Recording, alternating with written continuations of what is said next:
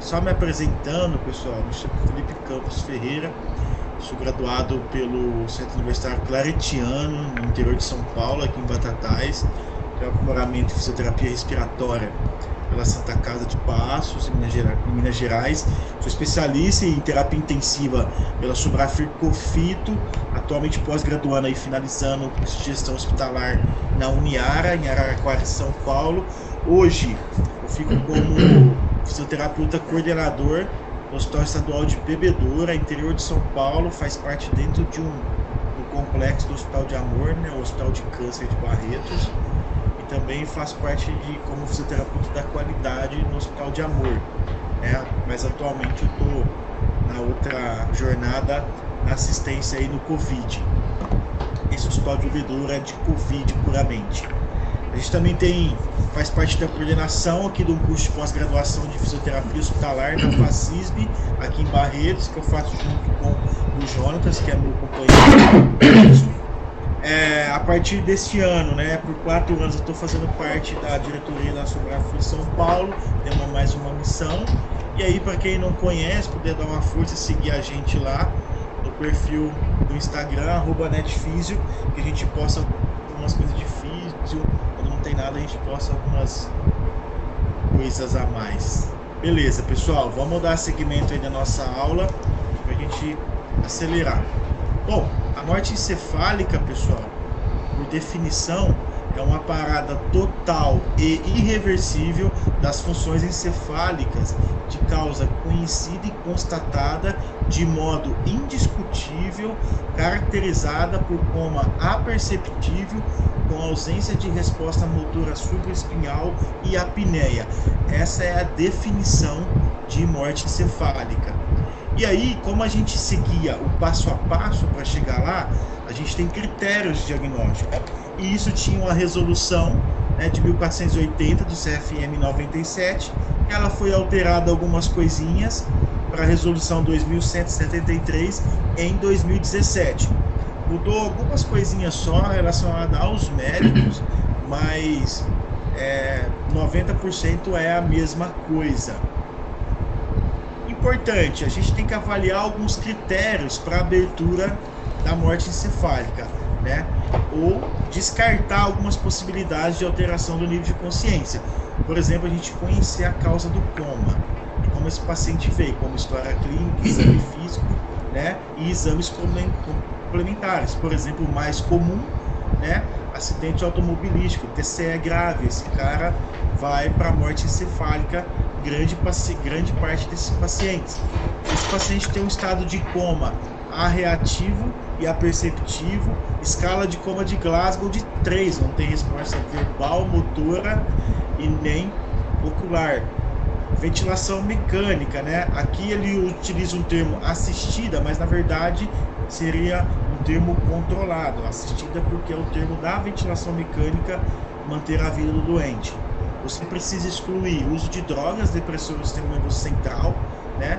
E isso existe uma meia-vida das drogas, né? Como propofol, gasolan, enfim, fentanil, tudo isso você tem que ir descartando para tentar, né, ir com o diagnóstico completo de morte encefálica. Algumas coisas de alterações de temperatura, hipotermia altera muito o nível de consciência, hipotensão, distúrbios eletrólitos, né, hidroeletrolíticos, melhor dizendo.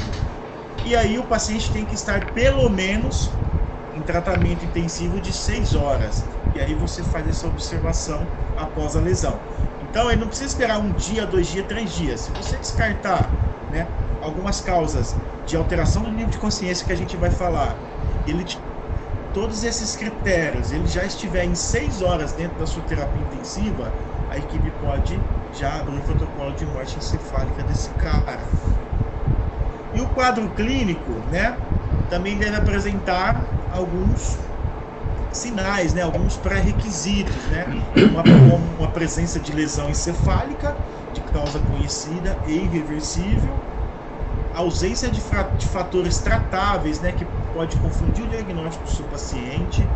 Se ele está no tratamento e observação no hospital de pelo menos 6 horas, a temperatura corporal acima de 35 graus, que a gente falou que ele não pode estar hipotérmico, e a saturação arterial né, de pelo menos acima de 90 pela resolução. Essa é a ideia. E aí, pessoal, só lembrando, a hipotermia, né, acima de 34 graus, né, em torno de 34 graus de hipotermia leve, né, de 30 a 34 graus moderada, e abaixo de 30 graus uma hipotermia grave. Por exemplo, a hipotermia grave leva o paciente a coma, bradicardia, apneia, alteração do eletroencefalograma e arritmias graves. Então, é importante esse descarte da hipotermia. O que ela traz também? Redução da contratilidade miocárdica, hipotensão arterial, arritmias cardíacas, disfunções orgânicas, acidose, coagulopatia e parada cardíaca. Então, o paciente que está entrando em morte encefálica, o principal sinal, vamos dizer assim, que a gente tem que corrigir e tentar excluir é a hipotermia desses doentes. Importante descartar algumas drogas, né, depressoras do sistema nervoso central. Por exemplo, né, a meia-vida. Se você pegar o midazolam, a meia-vida, né, de 1,7 a 2,6 horas. Olha o diazepam. No Brasil, o diazepam e lorazepam não tem como a gente utilizar de forma contínua, mas em outros países tem essa possibilidade. Morfina, fentanil, propofol, enfim, várias horas aí que a gente precisa esperar para metabolizar.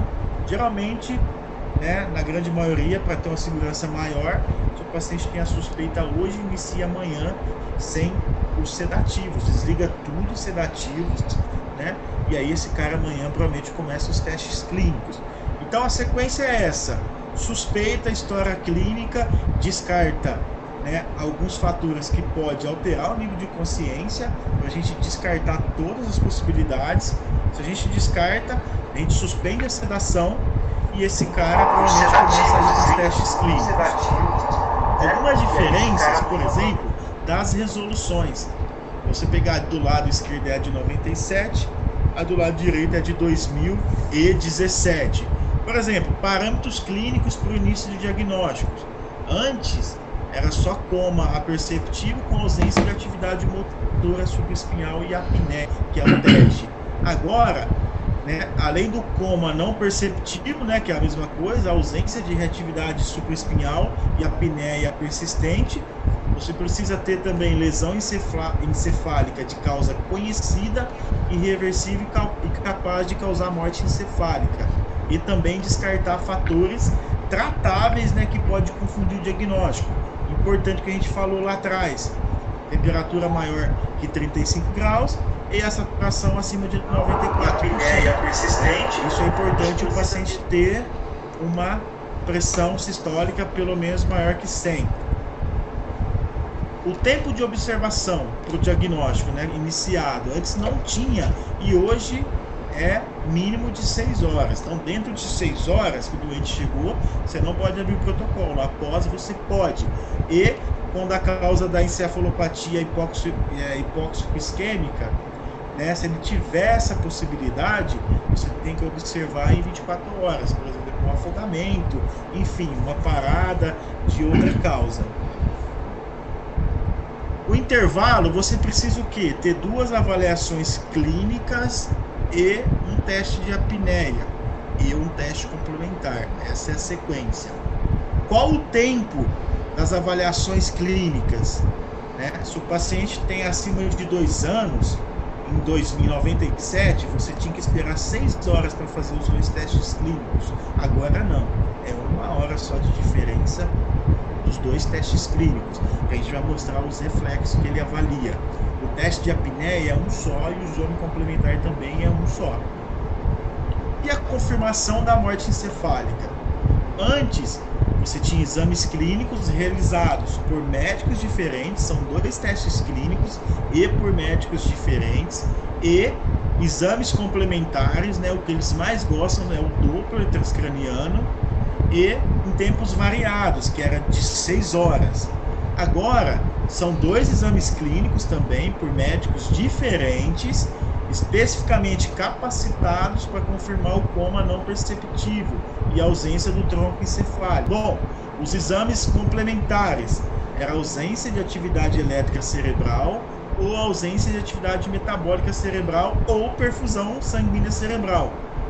Hoje um teste só de apneia e também o exame complementar. Então, 2 testes clínicos com intervalo de 1 hora, um teste de apneia e o exame complementar. Essa é a padronização. E aí, para fazer o teste clínico, quais eram as formações dos médicos? Bom, eram 2 médicos confirmando, né, a morte encefálica, e um deles deveria ser neurologista. Essa era a ideia. Agora, você pode ser um médico capacitado, com 1 ano de experiência em atendimento de pacientes, né, em coma, e que tenha acompanhado pelo menos 10 testes de morte encefálica, ou realizado um curso de capacitação. Então pode ser essas pessoas, não obrigatoriamente você teria que ter um neurologista na equipe, né? Então isso que é importante, mas o médico tem que ter uma dessas especialidades: medicina intensiva, pediátrica ou adulto, neurologia pediátrica, neurocirurgia ou médico emergencista. E nenhum desses médicos pode fazer parte da equipe de transplante, né? Tem que fazer esses testes no paciente. Bom, era a sequência. E aí, quais as principais causas de morte encefálica? Várias, né? O TCE é a principal, né? Lesões de trauma direto, né? Então isso é comum, acidente automobilístico, né? Principalmente moto aí versus qualquer outro tipo de automóvel, né? Edema cerebral, isso pode causar, né, uma isquemia gigantesca, né? E vem disso um edema cerebral, aquela imagem que a gente fala, imagem de parece um bater na tomografia, né? Algum tipo de parada cardiorrespiratória de várias etiologias. AVC pode causar, viu, pessoal? AVC hemorrágico ou até o isquêmico muito grande, que vai gerar o próprio edema. Tumores cerebrais também é forma de causas de morte encefálica, né? Principalmente que desenvolve metástase. Algum motivo, né, que eles descrevem como falta de oxigênio, mas é uma hipóxia importante e a parada foi por esse motivo. E também overdose de drogas ou medicamentos. São as principais causas aí de morte encefálica. E os testes clínicos, quais são? Bom, um teste de resposta, né, uma ausência de resposta à dor, a gente vai mostrar todos. O reflexo óculo-motor, o reflexo córneo-palpebral, o óculo cefálico, o óculo vestibular, o reflexo de tosse e o teste de apneia. Esses são os testes clínicos que devem ser feitos. Então vamos lá. Ausência de dor. É um paciente em Glasgow 3, pessoal. Mas aonde vai ver? Não é para ir lá e fazer a força no externo do doente, não é para torcer o mamilo do paciente, não é isso. Tem regiões, né? No côndilo da TM, dói pra cacete apertar aqui, né? Você pega a supraorbitária, né? Com aqui as falanges dobradas, aqui dói, ou com alguma caneta, né? Algum dispositivo no leito ungueal, aqui na unha do paciente. É assim que a gente faz, né, um teste doloroso no paciente. Algumas pessoas fazem até no trapézio, mas isso causa hematoma, aqui no externo também e no mamilo. Então tem essas formas de você avaliar resposta de dor do doente. Se ele tem Glasgow 3, ele passou no primeiro teste clínico. Ele vai prosseguir. O reflexo óculo-motor. Bom, é nada mais do que avaliar a pupila. Então, quando você joga luz, a ideia é que se contraia, né? Essa é a ideia da pupila. Então a gente fala que ela fica com as pupilas médias, né? Midriáticas, que elas ficam dilatadas e fixas. Ela perde o reflexo de contração pupilar. Então é mais um teste. Ele passou, você progride. Isso tudo tem um protocolo de cada hospital. Tem a CIDOT, né? Que é o Centro Interno de Protocolos de Morte Encefálica. O próximo reflexo é o córneo palpebral. Na verdade, você faz o estímulo praticamente na córnea do doente. Aqui para ilustrar um lápis, mas o que os médicos fazem é passar uma gaze, né, na córnea do doente. E você tem que pelo menos piscar, né, fechar a pálpebra, que é como ele reconhece. Também não teve reflexo, ele passa. Lembrando que qualquer teste desse, em qualquer momento, se ele tiver o reflexo presente, acabou aí, parou o teste, não prossegue mais. O teste de NE é negativo. Outro reflexo, óculos cefálico. Na verdade é que a gente fala os olhos de boneca, né? Você fica com essa posição atrás da cabeça do doente com os olhos abertos e aí segurando com o dedo. E você gira para um lado, depois para o outro, né? Os olhos ficam fixos, né? E dançando para onde você gira a cabeça, que são os olhos de boneca. Normalmente, quando você faz isso em outra pessoa, o olho fica olhando para cima, né?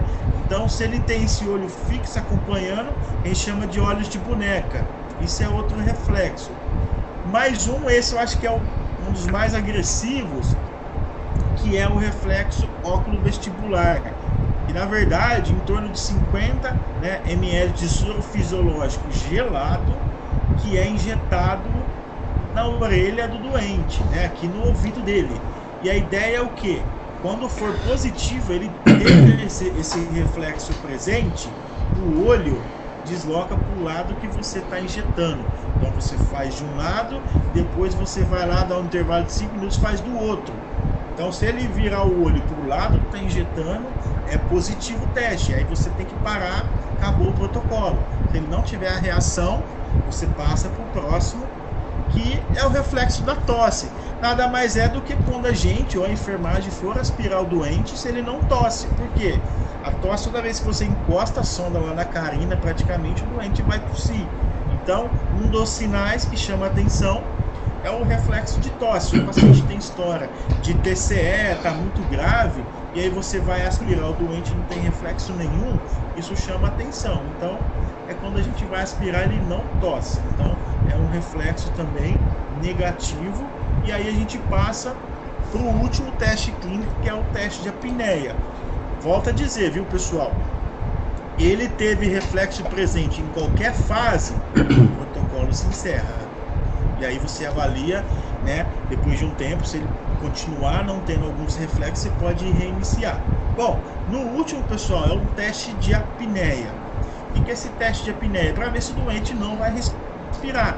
A ideia é você fazer o quê? O que você precisa? Você precisa colocar o ventilador, né, e está entubado a 100%, 10 minutos antes, e aí é coletado uma gasometria arterial. Importante, antes de iniciar o teste, o CO2 tem que estar normal, né, de 35 a 45. Se estiver acima, você tem que ajustar a frequência respiratória para ele estar dentro.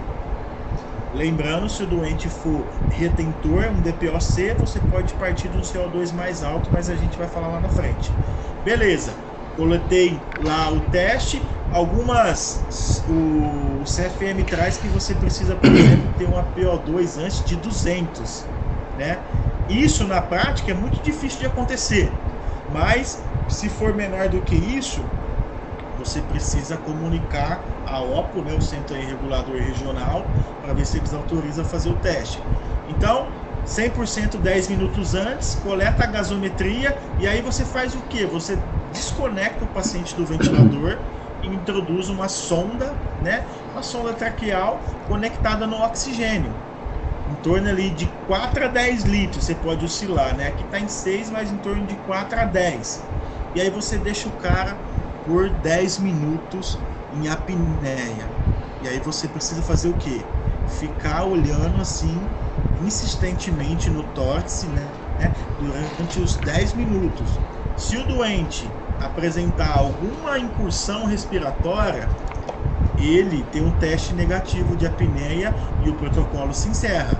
Se ele ficar em apneia os 10 minutos, antes de voltar para o ventilador, coleta uma nova gasometria, e aí sim, se o CO2 estiver maior que 55 e ele não respirou, o teste é positivo. Por quê? Porque acima, né, de 55 milímetros de mercúrio de CO2, isso já é suficiente para gerar um estímulo respiratório, né, do centro respiratório. E o doente, ele vai gaspar na ventilação, né, fora da ventilação, perdão. Então, o passo a passo está aqui. Então, ainda existe como fazer a forma correta, porque essas leis são relacionadas a cada país, né? O CFM coloca de uma forma, os Estados Unidos, a Inglaterra, cada um faz de um jeito. A ideia é o quê? É avaliar a ausência, né, do controle da função do centro respiratório. Por quê? Pelo estímulo do CO2. O teste da respiração, então você faz um aumento rápido, né, de 55 a 60 de CO2, lembrando que cada minuto de apneia você pode oscilar de 2 a 4 milímetros de mercúrio de CO2, você pode reter de 2 a 4, por isso que fica em 10 minutos, porque você pode variar de 20 a 40. Se você sair do mínimo, que é 35, você atinge em 10 minutos pelo menos 55. Essa é a ideia. E o teste positivo é quando não tem movimento respiratório. Vou fazendo passo a passo aqui do que eu falei. Para realizar o teste, importante, monitorização respiratória, oximetria, tudo. Importante, pressão arterial invasiva. Por quê? Porque você tem uma análise mais fidedigna. Se tiver também, né, aquele orienta um catéter venoso central, se precisar infundir droga, se o doente começar a ficar hipotenso. Lembrando, no meio do teste, se o doente ficou mega hipotenso, ou ele tem uma queda de saturação grave, o teste tem que ser interrompido e você volta o doente para o ventilador. Então foi interrompido por alguma instabilidade hemodinâmica ou respiratória, e aí depois, futuramente, você repete o teste.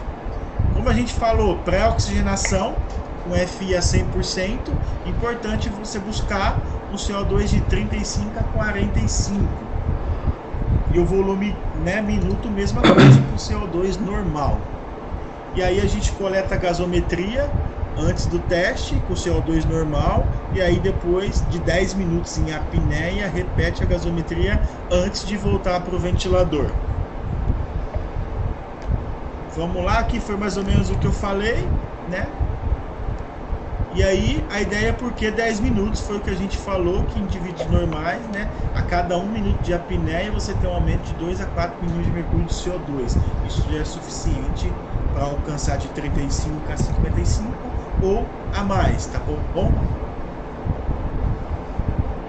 Interrupção do teste, o paciente respirou, parou o teste. Uma só, parou o teste. O paciente tiver uma hipotensão, parou o teste, queda de saturação por 30 segundos, parou o teste, e a arritmia grave, parou o teste. Como eu falei, a gaso deve ser coletada antes de voltar à conexão do ventilador. Importante, aqui também é uma opção, se você ficar difícil de olhar no tórax e de perceber a incursão, se estiver disponível na impedância elétrica. E aí no teste de apneia não vai ter movimentação, e se você ver lá o azul movimentar na tela, é uma forma de você checar que o doente respirou. As complicações que pode causar do teste de apneia: pneumotórax, pneumodiastine, uma hipoxemia refratária e até um colapso, né, perdão, aqui é um colapso cardiovascular. Isso por aquela infusão contínua, né, do oxigênio. Uma outra opção do teste de apneia, pessoal, você pode fazer em CPAP, né? Principalmente no paciente de COVID, né? Se for fazer teste de morte encefálica. O doente não vai ser doador, não vai ser elegível, mas você precisa confirmar a morte encefálica do doente. Então você coloca o quê? CPAP, você coloca lá em pressão de suporte, zero a pressão de suporte, deixa só a PIP. Qual PIP? Do modo anterior, do modo controlado. Né? E aí você fica observando se ele vai ter disparo no ventilador. Importante, né? Você tem que ter uma atenção especial para descartar, por exemplo, vazamento, alto disparo, oscilações cardíacas, tudo isso você precisa ficar atento para não te confundir, tá bom? Qual que é a ideia? Por quê? Porque o CPAP, imagina o paciente despressurizado por 10 minutos, e o CPAP pela PIP, você previne o colapso pulmonar gigante que acontece no teste de apneia. E você for fazendo isso, o pulmão vai ficando muito ruim. A gente vai ver lá na frente que a hipoxemia é muito ruim para esse doente. Então o CPAP tem essa possibilidade de você não ter um colapso. E aí o teste é comprovado, tem segurança, isso tem vários trabalhos que você pode utilizar sem problema, tá bom? E importante, né? Geralmente o seu doente, depois do teste de apneia, entra uma hipoxemia muito grande, porque ele colapsa o pulmão.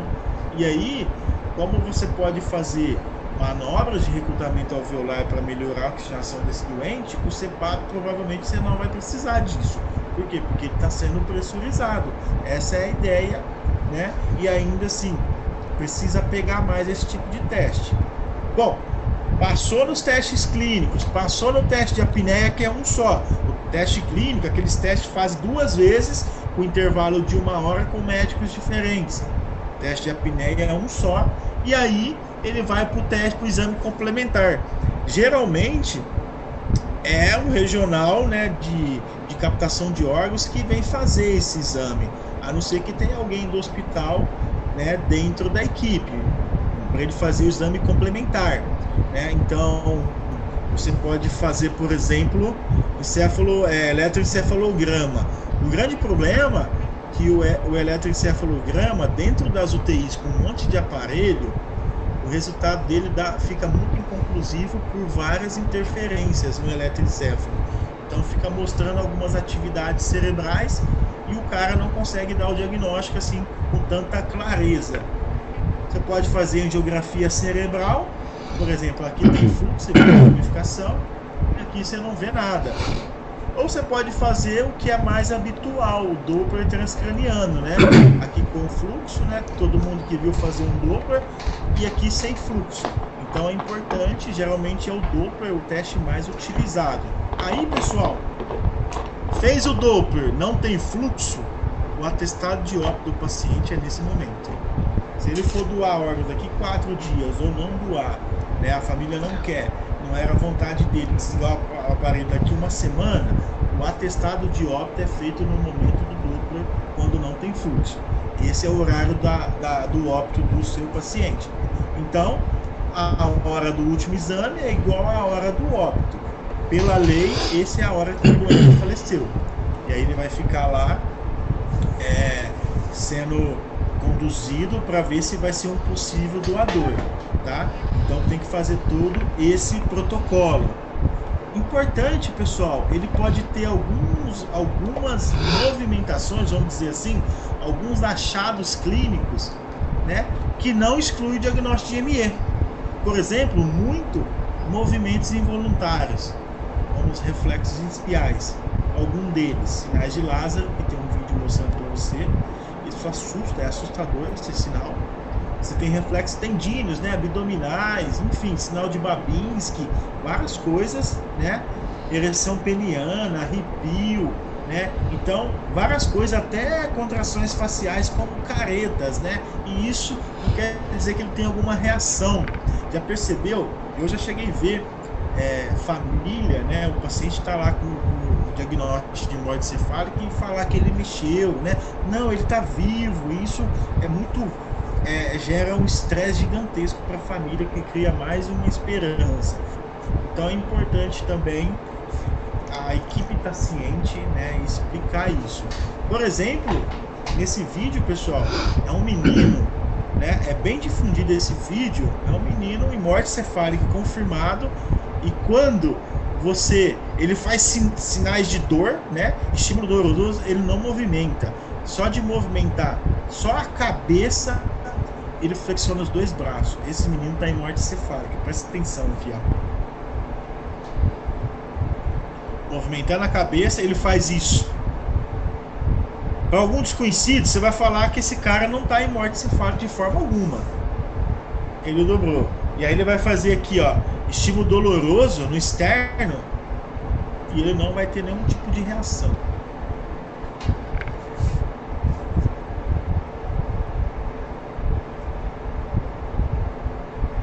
Olha lá, vai fazer estímulo doloroso no externo, nenhum tipo de reação. Ele movimenta a cabeça e ele vai flexionar os 2 braços. Isso é um reflexo de Lázaro. Isso assusta dentro da UTI.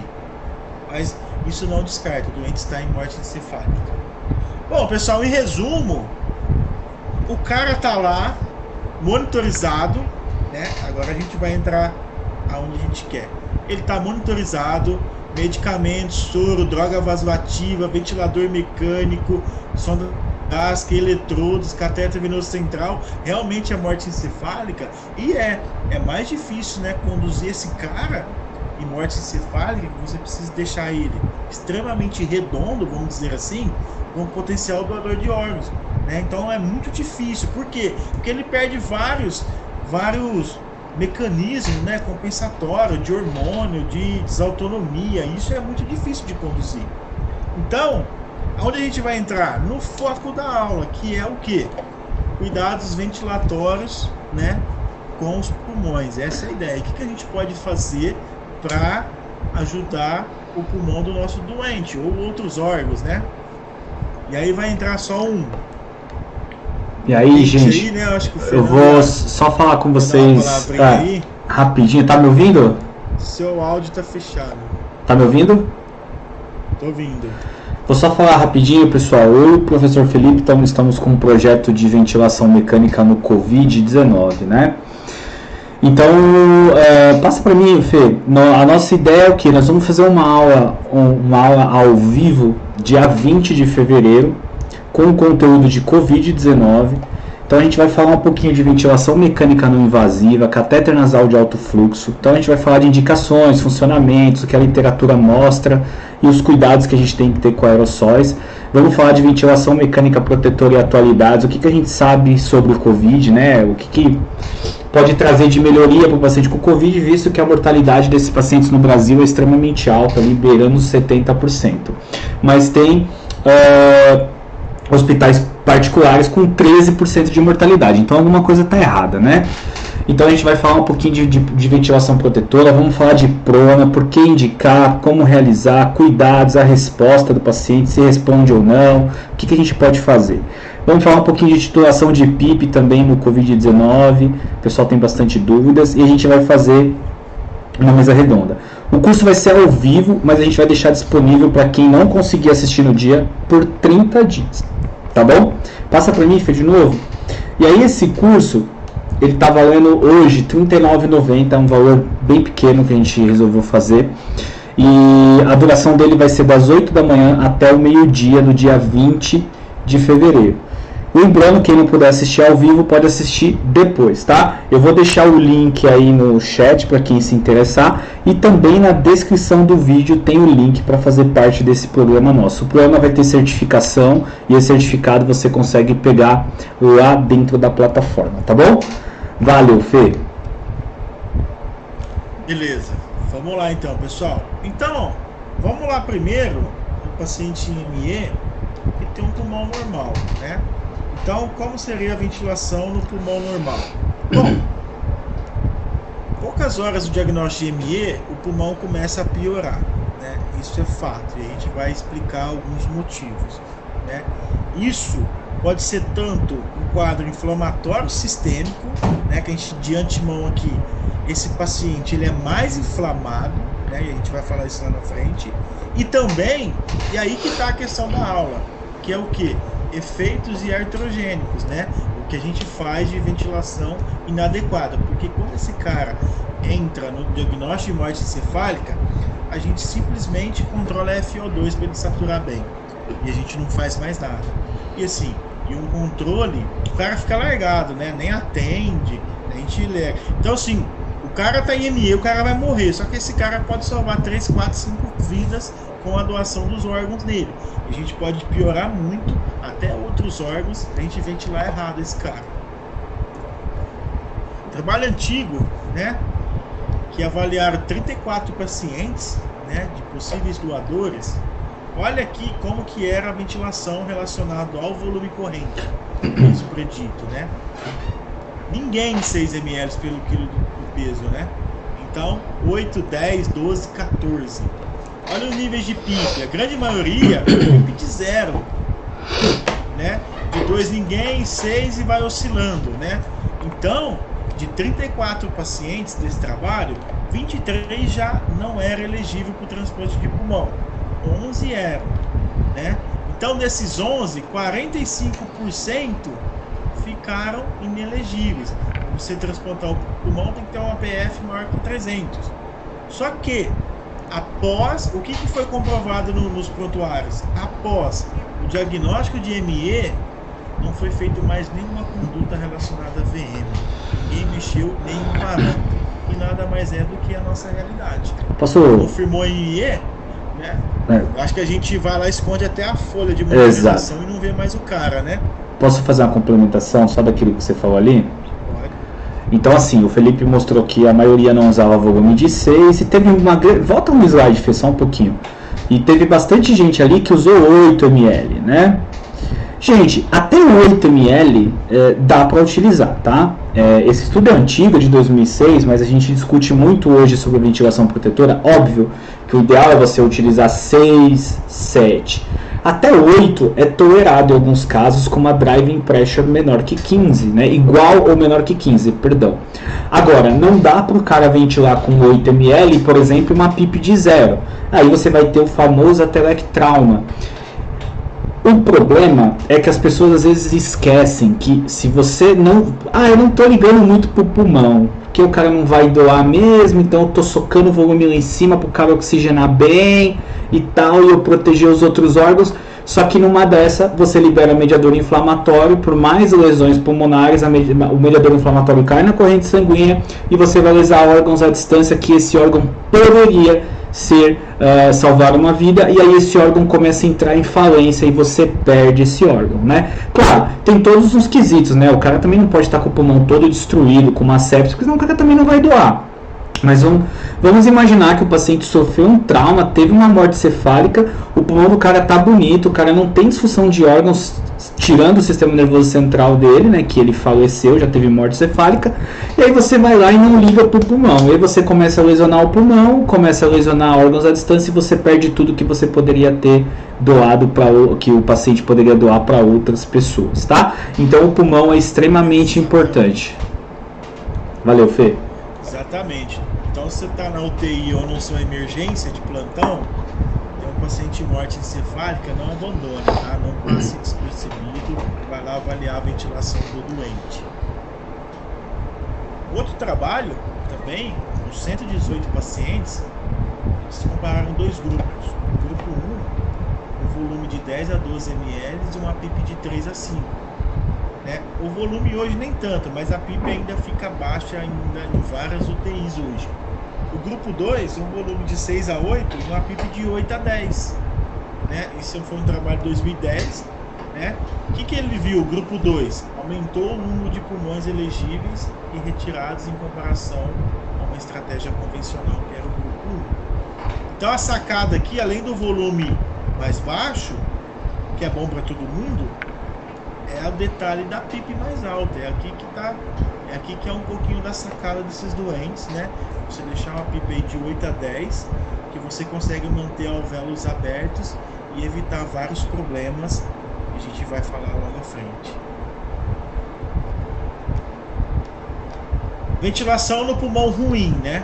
E aí começa a piorar um pouco. Então a gente já foi lá e já complicou o pulmão do doente. Aquilo lá era ventilação em pulmões normais, né? Então, se ele tem a própria condição clínica da doença de base, patologias pulmonares, né? Se ele tem edema pulmonar de origem hidrostática, né? Ou por excesso de balanço hídrico, você pode ter barotrauma, volutrauma, enfim, tudo isso pode piorar a função respiratória, né? Em torno de 50% dos pacientes, né, potenciais doadores envolve síndrome de desconforto, né? E aí a gente sabe que a síndrome de desconforto traz uma hipoxemia gigantesca, e aí ocorre o que com a SARA? Disfunções de múltiplos órgãos. E aí que a gente tem que atuar. Todo mundo sabe, trabalho antigo aqui, famoso do Ranieri, né? Vendo que ventilação inadequada, volume alto, a gente libera mediadores inflamatórios. E foi o que o Fernando falou, né? Mediadores inflamatórios, né? O grande sacada aí, interleucina 6, e aí transloca para a corrente sanguínea e disfunção de múltiplos órgãos. A gente piora outros órgãos, né? Por ventilação inadequada, além do pulmão. É isso que a gente não pode esquecer, tá, pessoal? Não se esqueçam disso. Vou falar só uma outra observação. E quando a gente usa volumes muito altos, né? Alguém já deve ter visto aquela foto bonita no microscópio de um capilar com lesão e saindo uma bola assim de dentro, que na verdade está saindo um leucócito. Eu acho que era um leucócito, se não me engano. De fato, se eu ventilo uma paciente com volumes altos, PIPs mais baixas, gerando atelectrauma, eu gero cisalhamento no meu capilar. E além dos processos inflamatórios mediados pelas interleucinas, eu posso fazer um deslocamento bacteriano. Então imagina um pulmãozinho com uma bactéria e eu faço esse cisalhamento no capilar, essa bactéria sai do pulmão para o capilar e aí eu lasco tudo que eu tinha para ganhar. E vice-versa, às vezes o paciente estava ali com o início de uma infecção, eu fiz o cisalhamento, caiu no pulmão, o cara desenvolveu uma SARA. Então é importante isso. Valeu, Fê. Exatamente. Lembrando de novo que o paciente de morte encefálica não vai sobreviver, mas com ele pode salvar muitas vidas. E aí, pessoal, começou tudo isso que o Fernando falou, e ele vai desenvolver o quê? A famosa SARA, né? Essa é a imagem clássica, né? Aqui, presença de colapso, e o cara desenvolve SARA por um monte de erros da gente. E aí, o que a gente pode fazer? Ele precisa oxigenar. Por quê? Se você oxigena melhor, né, o pulmão, você tem melhor troca, você oxigena os órgãos também. Isso é importante. Eu vou falar o cérebro porque já está em morte encefálica. E aí você pode utilizar, né, por exemplo, manobra de recrutamento alveolar, né? E você não vai pronar esse cara, mas você pode fazer uma manobra de recrutamento, aí você escolhe o método mais confiável aí que você tem no seu hospital, que a sua equipe tem mais mão, né? Então é importante porque você vai melhorar o colapso pulmonar. Essa é a ideia, tá? Nada relacionado ao estudo ART, que aumenta a mortalidade, aqui é um pouco diferente, né? Você precisa melhorar a oxigenação temporária, aqui a gente não pensa em longo prazo, para você não perder outros órgãos. Então essa é um pouco mais, né, da situação. Então, como tem vários tipos, eu só trouxe o mais tradicional aqui, né? Eu acho que esse aqui todo mundo conhece. Você sai da PIP de 10, vai aumentando de 5 em 5, e aí de 25 você pode dar um salto de 35 a 45, depois você volta aí para volume controlado, né, em 25 e vai vendo, antes era a PIP complacência, a gente sabe a PIP drive pressure, né, essa é a ideia. Bom, a ideia não é falar do recrutamento, mas é uma possibilidade nesses pacientes, é importante oxigenar legal esse doente. E aí, pessoal, além da ventilação, que aí é a nossa sacada, volume em torno de 6 ml, né? Claro, drive pressure menor que 15 e a PIP de 8 a 10, né?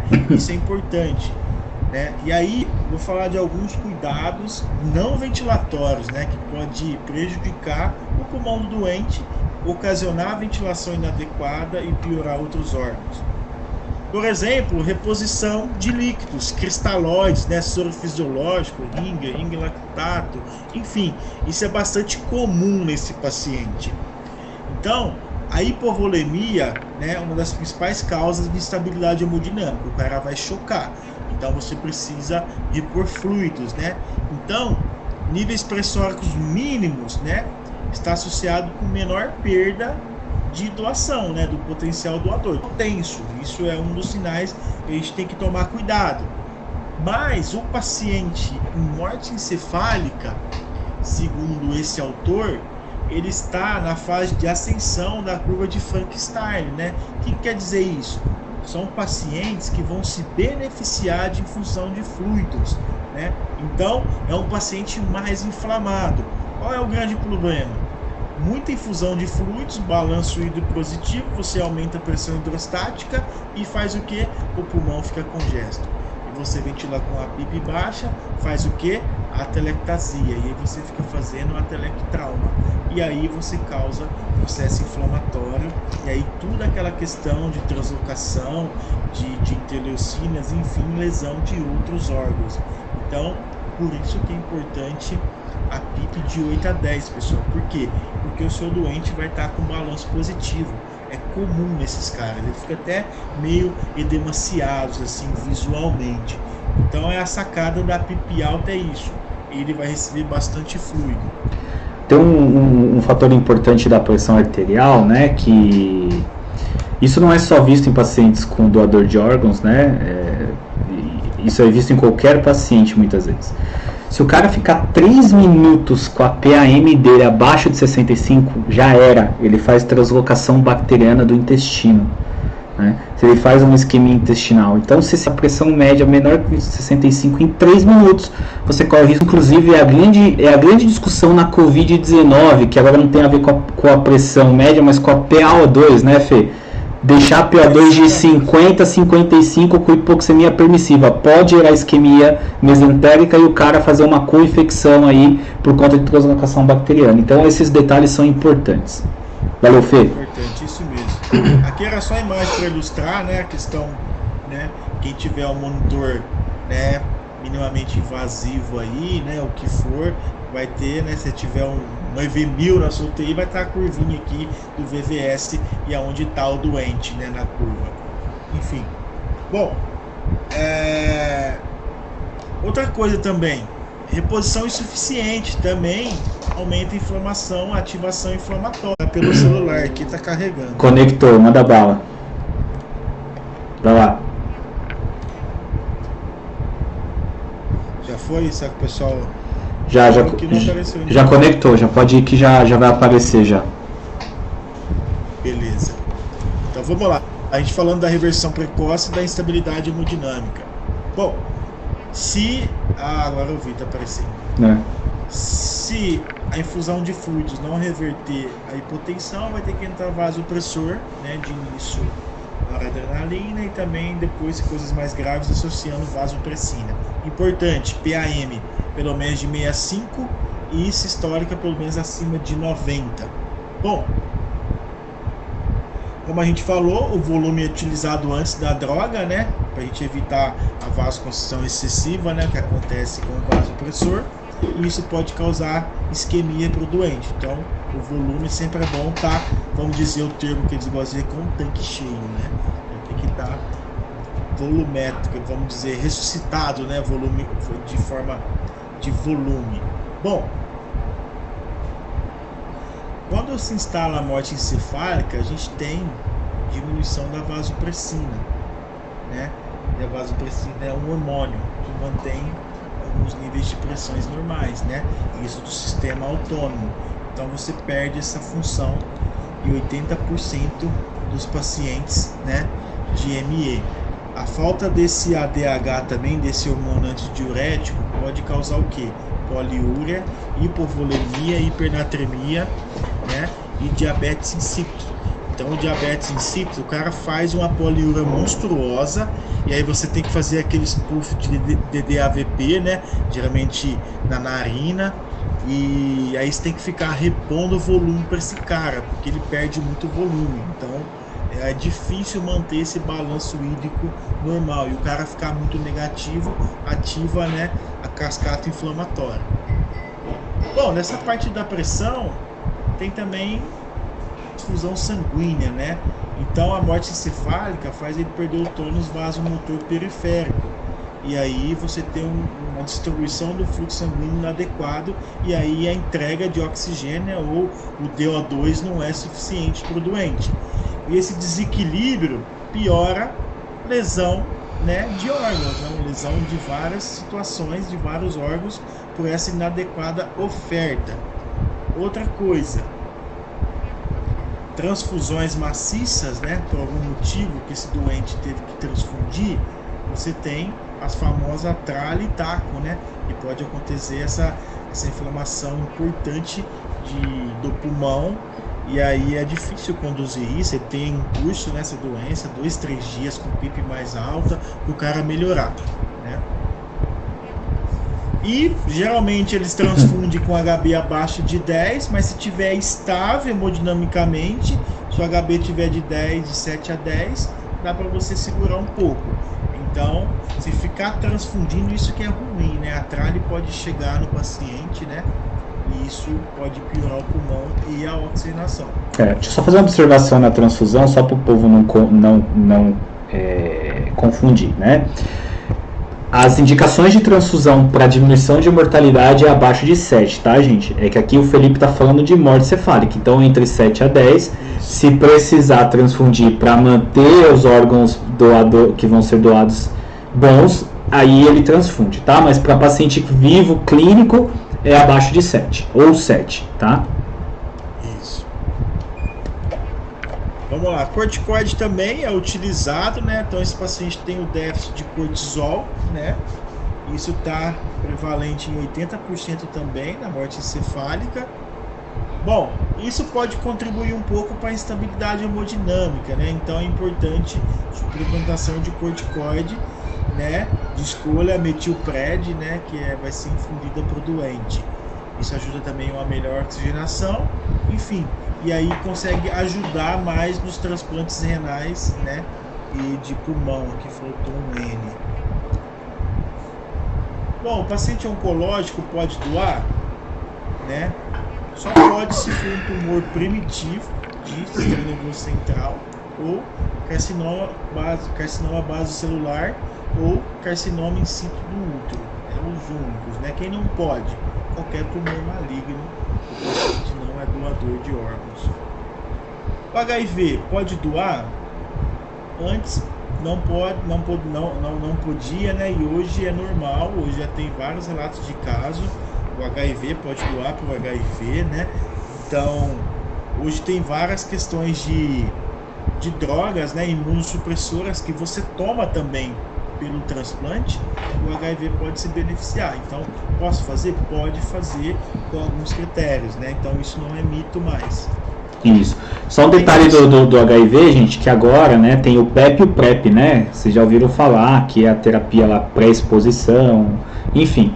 Mas pacientes que têm HIV positivo têm inúmeras hoje opções terapêuticas para que isso melhore, inclusive até para a mãe ter uma gestação, né? E o filho nascer sem o HIV. Então a medicina avança muito. Bom, vai finalizando a velocidade da captação, né? Qual que é o processo? Bom, a gente sabe que a morte encefálica tem essa condição pró-inflamatória, né? Então tem esse aumento de até 120 vezes, né? A produção de interleucina 6. Então imagina o estrago que é para esse doente. Isso vai aumentando com o tempo, né? Isso gera instabilidade clínica e dificulta o quê? Manter o doente vivo, né? Os órgãos vivos para ser um potencial doador. Bom, isso também, se o doente for transplantado, isso pode sobreviver, pode comprometer a sobrevida dele nos 6 meses, né? Então a qualidade do órgão também é ruim. Bom, medidas é o que? Tem que ser rápida, agressiva e coordenada. Toda essa questão. Então a gente sabe que tem todo o contato, né? O mesmo paciente que está doando, que está entrando no centro cirúrgico, ao mesmo tempo o outro já está entrando para receber o órgão. Tem toda essa questão de logística, de transporte, e aí a aeronave, né? Eu acho que é pouca coisa que vai via terrestre. Quem que retira o órgão no hospital? É a equipe que vem, né? Não é ninguém do hospital, do corpo clínico, é essa equipe de transplante, né? E aí tem a questão de temperatura. Eu não coloquei todos esses detalhes aqui para não ficar muito extenso. Bom, o tempo adequado é o quê? De 12 a 24 horas, né? E aí você tem que cumprir todos aqueles trâmites técnicos, burocráticos, tudo isso, entendeu? E aí disfunções orgânicas. Vocês têm ideia, a equipe médica fica mandando exames diários lá para o centro regulador, né? Tem que estar tudo redondinho. E aí você tem as equipes, né? A CIDOT, né? A equipe intra-hospitalar, né? Que fica, tem um comitê disso, né? E aí as equipes estaduais de transporte, e aí elas ficam se comunicando para viabilizar esse transporte do órgão. Qual que vai retirar, e tem tamanho, idade, sexo, papapá, tudo umas coisas bem minuciosas, tá? Bom, só para lembrar aí, né, para a gente finalizar, do dia 20 de fevereiro, né, o nosso curso, nosso Meet aí de VM Covid. O professor Fernando falou todos os temas do curso aí durante a aula, né, aqueles 5 itens, e lembrar que a gente vai fazer uma coisa diferente, né, de outros cursos, né, a gente vai abrir, né, para discussões, para perguntas, e a gente vai tentar fazer como se fosse uma mesa redonda, né, com vocês participando. Essa é a ideia, né, dessa discussão, né? Talvez o nome melhor seria, né, uma discussão, né, um bate-papo, né, mais ou menos por aí. Eu vou deixar o link aqui e quem quiser depois, no finalzinho da aula, tá lá na descrição. Eu vou deixar essa aula disponível para vocês. Vou ver se eu consigo editar a parte da trava aqui, se dá para tirar. Você ficou muito tempo. E compartilha aí com os amigos de vocês para todo mundo vir assistir essa aula, tá bom? Fê, valeu, cara. Obrigado por mais essa noite mesmo aí. E é isso aí, cara. Depois, se alguém tem alguma dúvida, vou perguntar aqui, a gente responde umas 2 perguntinhas e a gente encerra. Mas é isso aí, cara. Obrigado pela disponibilidade, cara. Alguém tem alguma pergunta? Você tá com o chat aberto aí? Eu tô aqui do lado. Tá.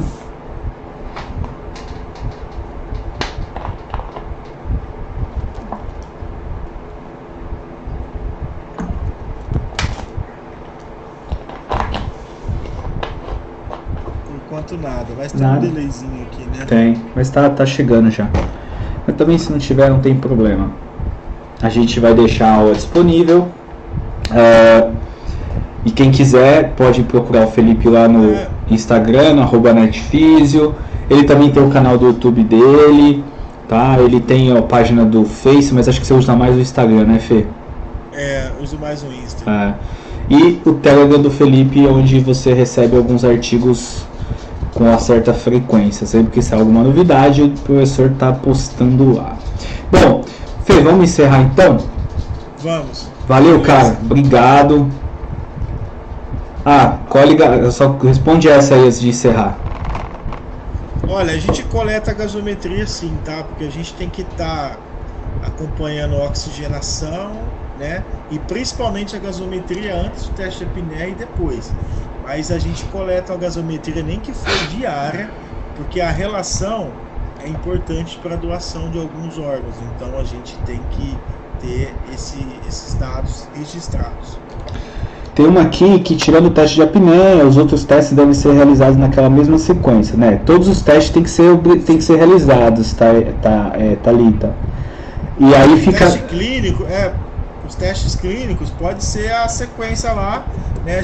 Geralmente fica naquela sequência, é o que é descrito pelo CFM, mas e o teste de apneia por último no meio, e o teste de exame de imagem por último. E o teste de apneia é aquela briga, né? Porque quem tem que fazer é o médico, né? Não o fisioterapeuta. Mas não, é o médico que tem que fazer. A gente sabe que em vários locais o fisioterapeuta acaba fazendo, mas esse teste ele é de responsabilidade do médico.